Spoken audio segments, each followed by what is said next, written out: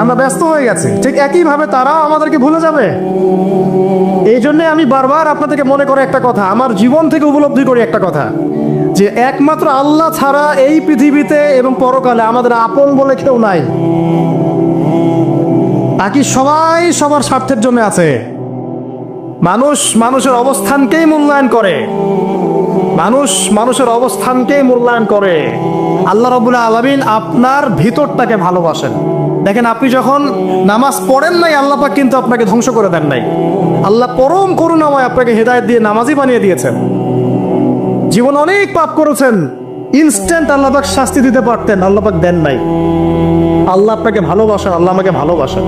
আল্লাহ পাকের এই ভালোবাসার ঋণটা শোধ করার জন্য হলেও নামাজি হয়ে যান, আল্লাহর পথে ফিরে আসেন, দিনের জন্য কিছু করেন, দিনের ফিকির করেন, পড়াশোনা করেন। প্রিয় ভাইয়েরা, আল্লাহ পাক তৌফিক দান করুন।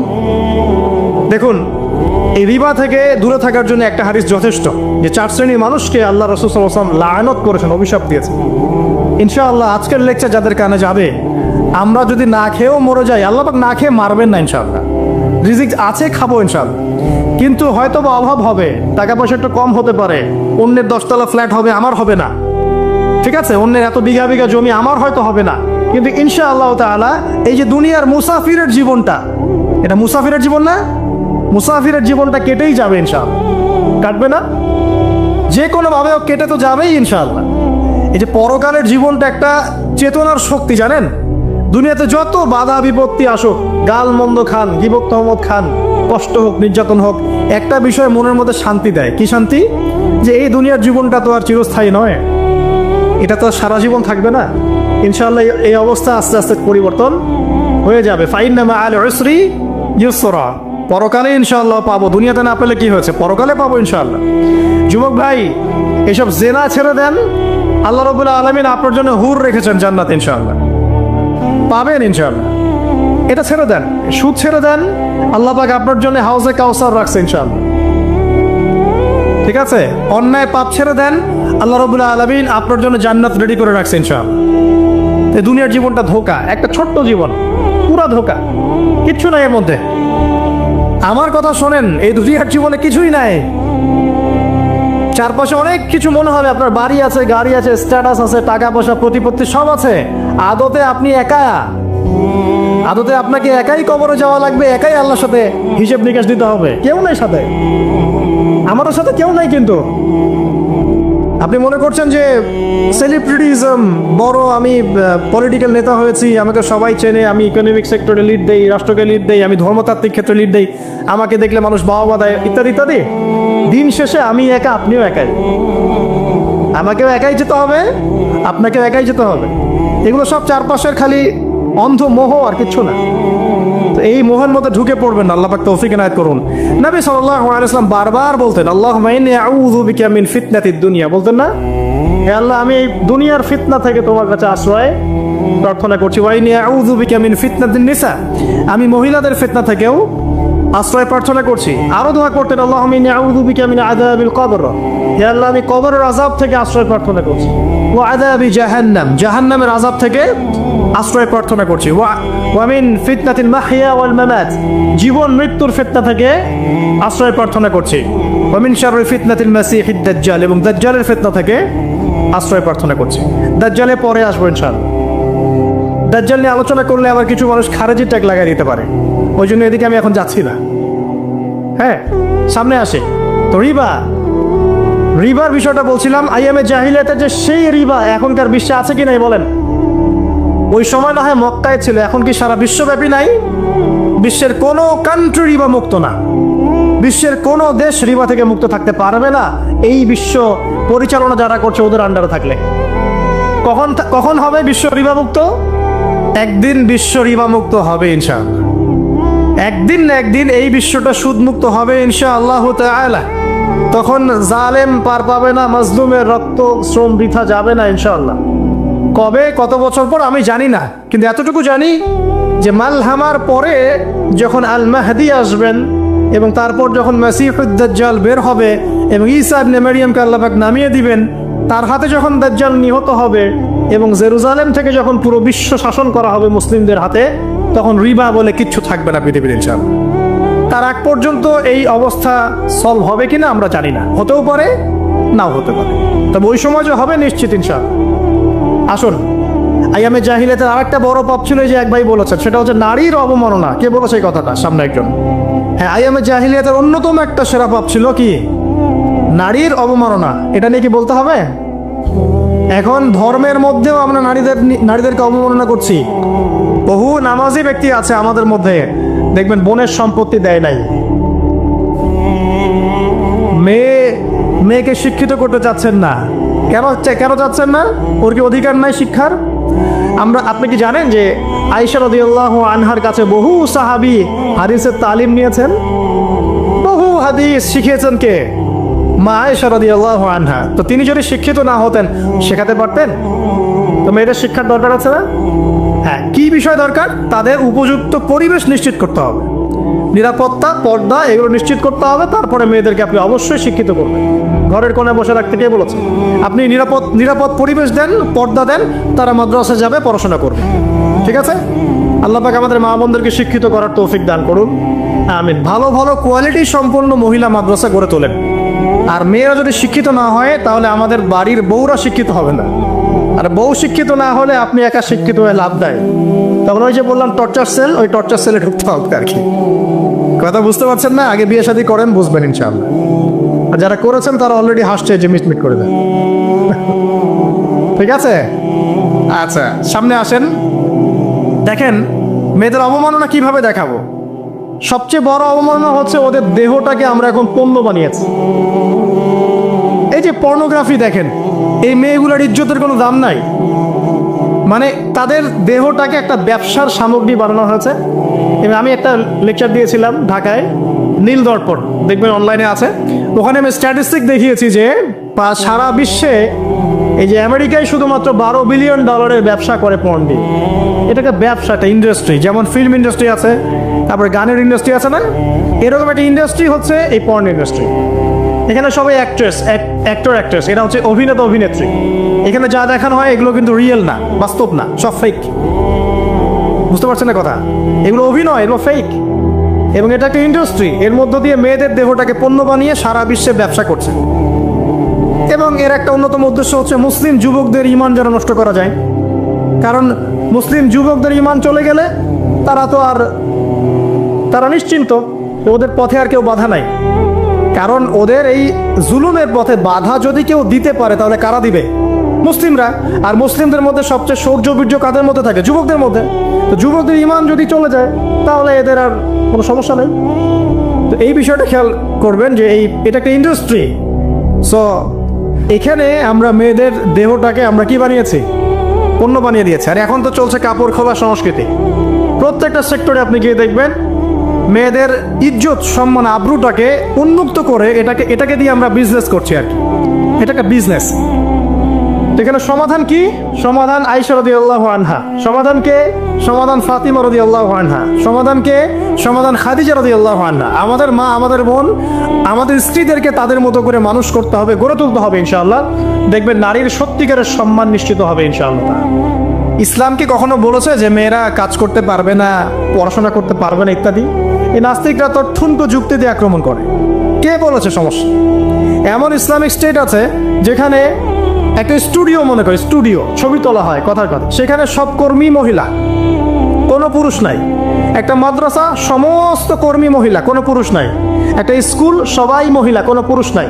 ওখানে মেয়েরাই পড়ে, মেয়েরাই শেখায়। জায়েজ না জায়েজ বলেন? একটা নিরাপদ পরিবেশে যদি মেয়েরাই মেয়েদের দায়িত্ব নিয়ে পড়াশোনা করায়, ব্যবসা করে, অন্য কিছু করে, জায়েজ না জায়েজ? তাহলে পরিবেশ নিশ্চিত করাটা হতে চ্যালেঞ্জ। ইসলাম বলছে না যে আপনি তাকে একদম অজ্ঞ করে রেখে ঘরের কোণে ফেলায় রেখে দেন, তাকে আপনি পড়াশোনাও শিখাবেন না, সম্পত্তির অধিকারও দিবেন না, কিছুই না। এগুলো ইসলাম কখনো বলেনি। বলেছে? আরে বোকা মানুষ, রাসূলুল্লাহ সাল্লাল্লাহু আলাইহি ওয়াসাল্লামের সময় তো মহিলা সাহাবীরা উহুদের যুদ্ধ করেছে। কি শুনলেন? রাসূল সাল্লাল্লাহু আলাইহি ওয়াসাল্লামের সময় মহিলা সাহাবী উহুদের যুদ্ধও করেছে। উহুদের যুদ্ধের নাম শুনেছেন? ওখানে মহিলা সাহাবীও ছিল, তীরন্দাজ। তাহলে মহিলারা কি করে নাই নবীর যুগে? আর খাদিজা রাদিয়াল্লাহু আনহা যত বড় ব্যবসায়ী ছিলেন, এখন এত বড় ব্যবসায়ী পাবেন? কোনো মেয়ে আছে এত বড় ব্যবসায়ী? উসমান রাদিয়াল্লাহু আনহু যত বড় বিজনেসম্যান ছিলেন, এখন এত বড় বিজনেসম্যান আছে? তো কি ছিল না সেই স্বর্ণযুগে? ওই স্বর্ণযুগের সুন্নতি আমাদেরকে আমল করতে হবে। আল্লাহ পাক তৌফিক এনায়েত করুন, আমিন। প্রিয় মা ও বোনেরা, পর্দা ছাড়বেন না। আপনাদের জন্য 4টা কাজ: স্বামীর আনুগত্য করা, লজ্জাস্থানের হেফাজত করা, আপনার 5 ওয়াক্ত সালাত ঠিকঠাক মতো আদায় করা এবং রমজান মাসে সাওম রাখা। নবীজি বলেছেন সাল্লাল্লাহু আলাইহি ওয়াসাল্লাম, জান্নাতের যে কোনো দরজা দিয়ে ইচ্ছা আপনি প্রবেশ করতে পারবেন। আপনার জন্য সহজ। আর স্বামীর আনুগত্য বলতে আমি বুঝাইনি স্বামীর দাসত্ব করতে হবে, এটা বলিনি। এখনকার কিছু ফ্যামিলিস্ট মেয়ে আছে, ওরা আনুগত্য শব্দ মনে হয় যে দাসত্ব মনে হয়। আনুগত্য আর দাসত্ব এক জিনিস না। আনুগত্য কি? স্বামী কোরআন সুন্নাহর অনুকূলে কোনো কথা বলেছে, আপনি মানবেন। স্বামী বলছে পর্দা করো, তোমাকে ভালোবেসে বলছি তুমি পর্দা করো, তুমি আমার অনেক প্রিয় একজন মানুষ, তুমি বেপর্দায় বাইরে যাবা আর লোকজন দেখবে, কেমন হয়? ঠিক আছে, তোমাকে তো আমি বিয়ে করেছি, তুমি আমার, মানুষ তোমাকে দেখবে কেন? ঠিক আছে, তো এখন স্বামী ভালো কথা বলেছে, আপনি শুনলেন, এটা আনুগত্য। আর ওই স্বামী যদি বলে আসো তো আমার কলিগরা এসেছে, ওকে খাবার সার্ভ করতে হবে, আসো খাবারটা পরিবেশন করো, এখন আপনি বেপর্দা হয়ে আপনার স্বামীর কলিগের সামনে খাবার পরিবেশন করতে শুরু করলেন, এটা কি আনুগত্য করতে হবে না? তখন আপনি আনুগত্য করবেন না। সিম্পল, কোরআন সুন্নাহর অনুগত কাজে আপনি স্বামীর আনুগত্য করবেন, বিপরীতে গেলে আপনি করবেন না। স্বামীর আনুগত্য মানে স্বামীর দাসত্ব নয়। আর এই হাদিসটা আপনি কেন ভুলে যান যে আল্লাহ রাসূল সাল্লাল্লাহু আলাইহি ওয়াসাল্লাম বলেছেন, আল্লাহ ছাড়া যদি কাউকে সেজদা করা যেত, সম্মান বুঝাচ্ছেন, আল্লাহ ছাড়া যদি কাউকে সেজদা করা জায়েজ হতো, আমি মেয়েদেরকে বলতাম যেন স্বামীকে সেজদা করে। কেন? কারণ আপনাকে রেসপন্সিবিলিটি, আপনার খাবার, আপনার ফুড, আপনার শেল্টার, আপনার মানে পুরো দায় দায়িত্ব নিজের হাড় ভাঙা পরিশ্রম দিয়ে, জীবনের ঝুঁকি নিয়ে স্বামী আপনার জন্য করে। সে আপনার সম্মান পাওয়ার যোগ্য তো? সে কি আপনার সম্মান পাওয়ার যোগ্য নয়?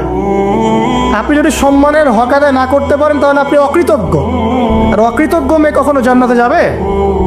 একটা হাদিসে আছে, বেশিরভাগ মেয়ে জাহান্নামে যাওয়ার অন্যতম কারণ হচ্ছে তারা স্বামীর সাথে কুফুরি করে। কি করে? মানে সারা জীবন স্বামী ভালোবেসে যায়, ভরণ পোষণ দিয়ে যায়, সব চাহিদা পূরণ করে যায়, একদিন দেখবেন কথা কাটাকাটি হয়েছে, ওই দিন বলে বসবে যে তোমার কাছে আমি কিচ্ছু পাই না সারা জীবন। এই যে কুফুরি, এই কারণে তারা জাহান্নামে যেতে পারে বেশি। আল্লাহ হেফাজত করুন। আরেকটা কারণ হচ্ছে যে বেপর্দা। আপনাকে 4টা মূলনীতি ফলো করতে হবে। 1, এমন কোনো পোশাক পরবেন না যে পোশাকটা আটো সাটো, যেটা পরলে আপনার গায়ের কাঠামো বোঝা যায়। এটা বোরখা হলেও পরা যাবে না। আমি কি বুঝাতে পারছি? ডিজিটাল বোরখা দেখেন নাই? দেখছেন? মাশাআল্লাহ। আর কারা কারা দেখছেন? এদিকে চোখ বেশি যায় না? আচ্ছা, এমনি দেখা যায়, চোখ দিতে হয় না, এমনি দেখা যায়। ডিজিটাল বোরখা চলবে না, ডিজিটাল বোরখা চলবে না। আমার মত, এটা আমি মত দিচ্ছি, আমি আল্লাহর রাস্তায় সময় দিয়েছি অনেকদিন, এবং এখানে যে পর্দাটা শেখানো হয় এরকম পর্দা আমি অন্য কোথাও দেখিনি। এত চমৎকার পর্দা শেখানো হয়। কারা কারা সময় লাগিয়েছেন? 3 দিন 7 দিন সময় দিয়েছেন কারা কারা? বেশিরভাগই দেন নাই, সমস্যা নাই, দিতে হবে। আমি বাধ্যতামূলক বলিনি আপনাকে, বলেছি এখানে পর্দা শেখানো হয়, চমৎকার পর্দা শেখানো হয়, যে এখানে চোখটা পর্যন্ত তাদের ঢেকে রাখার তালিম দেওয়া হয়। যাই হোক, যেখানেই শেখেন, অ্যাটলিস্ট পর্দাটা শিখলেই হলো। এমন পোশাক হবে না যেই পোশাকটা আটো সাটো, যেটা পরে আপনার গায়ে কাঠামো বোঝা যায়। 2 নম্বরে, এমন পোশাক পরা যাবে না যে পোশাকটা পরলে বাহির থেকে ভিতরের অঙ্গ দেখা যায়। দেখেছেন? দেখেন নাই? দেখছেন হুজুর? আচ্ছা, আপনারা তো সব দেখেন দেখি। তারপরে 3 নাম্বার, এমন পোশাক পরা যাবে না যেটা অমুসলিমদের সাথে সাদৃশ্য আছে। কথা বুঝতে পারছেন? অমুসলিমদের ধর্মীয় বিষয়ের সাথে সাদৃশ্য আছে এমন পোশাক মুসলিম মেয়েদের পরা যাবে না। এর মানে এই নয় যে অন্য ধর্মকে আপনি আক্রমণ করবেন, এটাও নয়। যে যার ধর্ম তাদের স্বাধীনতা মতো পালন করবে।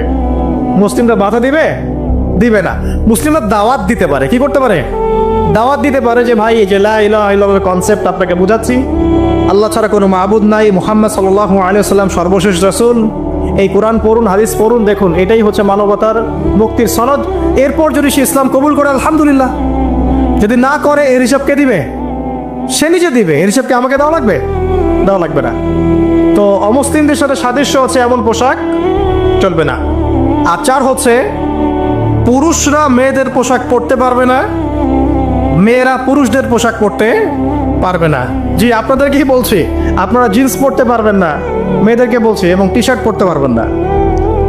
আপনারা ওই যে যা ইচ্ছা তাই ড্রেস পরে বলবেন যে 1000 বছরের সভ্যতা সংস্কৃতি, এসব বাজে কথা চলবে না এখানে। এটা 1000 বছরে কোনোদিন আমাদের দাদা নানিরা এগুলা কখনো পরে নাই। পরছে?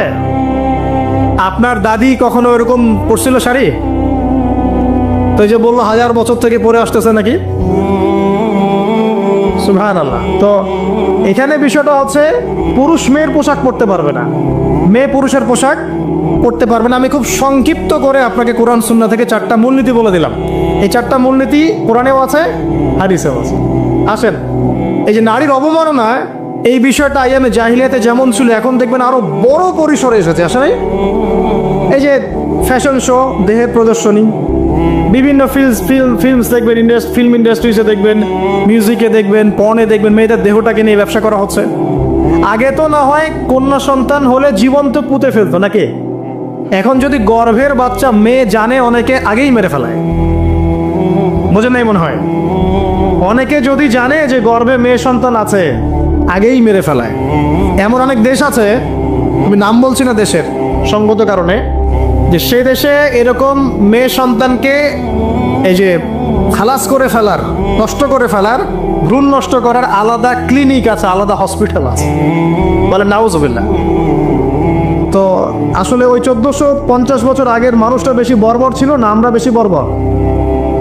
এই যে অধিকারের কথা বলে বলে আমরা মেয়েদের দেহটাকে নিয়ে এখন মস্করা করছি, তামাশা করছি। সবচেয়ে সেরা অধিকার কোথায় পাবে? কোরআনে পাবে, হাদিসে পাবে, ইসলামে পাবে। তার পর্দা নিশ্চিত হবে, দেহ সেফ থাকবে, তার ইজ্জত নিশ্চিত হবে, ইজ্জত সেফ থাকবে, তার সম্মান সেফ থাকবে, তাকে রাজরানীর মতো স্বামী বাসায় রাখবে, কারণ সে হচ্ছে তার কাছে সবচেয়ে মূল্যবান প্রিয় বস্তু।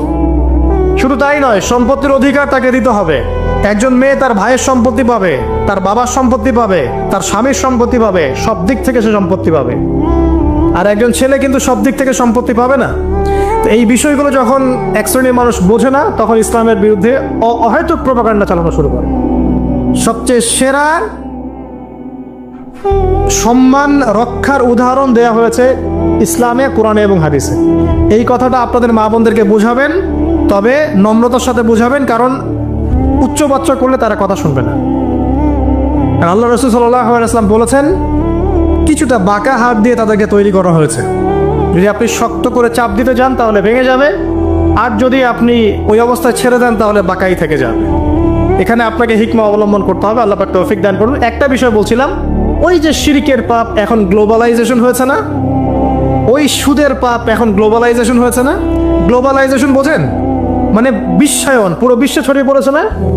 আরেকটা হচ্ছে এই যে মেয়েদের অবমাননা, এটা সারা বিশ্বে ছড়িয়ে পড়ে নাই। আচ্ছা, আর দুটো বলবো, এরপর বলে আমি শেষের দিকে যাচ্ছি। আসেন, একটা হচ্ছে মাদক।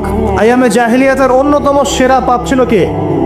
মাদক। ওই যে বলছেন জাহিলি যুগ, কেন বলছেন জাহিলি যুগ? বিকজ ওইখানে মাদক খেত মানুষ বেশি। এখন বলেন, ওখানে না হয় মক্কায় মাদক খেত মানুষ, এখন সারা বিশ্বে মাদক ছড়িয়ে পড়ে নাই? বেশি না কম? এখন এই যে নতুন নতুন মাদক আসছে, ইয়াবা, আরো নাকি কি কি আসছে নতুন নতুন, আমরা নামও জানি না। এই যে গাজার নাম জানি, ফেন্সিডিলের নাম জানি, আর কি কি আছে? হিরোইন বলেন আর দু একটা, আফিম, আর কি আছে? হ্যাঁ, রেন্ডি, সুবহানাল্লাহ, এই নামও কখনো শুনি নাই আমি। আচ্ছা শোনেন, বিষয়টা হচ্ছে, দেখুন এই বিষয়টা কি হালাল না হারাম? আচ্ছা, এটাকে যদি আমরা হালাল করে নেই তাহলে কি হবে? কুফরি হবে না শিরক হবে? শিরক কুফর দুটোই হচ্ছে। কিন্তু এখন মক্কার কিছু মানুষ মাদক খেয়েছে বুঝলাম, আল্লাহ রাব্বুল আলামিন ধাপে ধাপে এখান থেকে বের করেছেন। প্রথমে বলেছেন মদ খেয়ে নামাজের ধার কাছে যেও না। হ্যাঁ, তারপরে বলেছেন এই যে মাদকে কিছুটা উপকার আছে কিন্তু বেশি ক্ষতি। তারপর বলেছেন খেয়ে নামাজের কাছে যেও না। তারপর ধাপে ধাপে শেষের দিকে এসে আল্লাহ পাক বলেছেন যে এটাকে ছেড়ে দাও। সূরা মাইদায় পড়ে দেখেন, এটা শয়তানের কাজ। তখন সাহাবায়ে কেরাম রাদিয়াল্লাহু আনহুম পুরোপুরি মাদক থেকে নিজেদেরকে মুক্ত করলেন। এরপরে কি কখনো তারা মাদক ছুঁয়েও দেখেছেন? বরং মাদক দ্রব্য সেবন করলে 40টা লাঠি বেত্রাঘাত করতে হয় ইসলামিক শাস্তি। কয়টা লাঠি? আর ওমর রাদিয়াল্লাহু আনহুর সময়ে 40 লাঠিকে বাড়িয়ে 80 লাঠি করা হয়েছিল। কত লাঠি?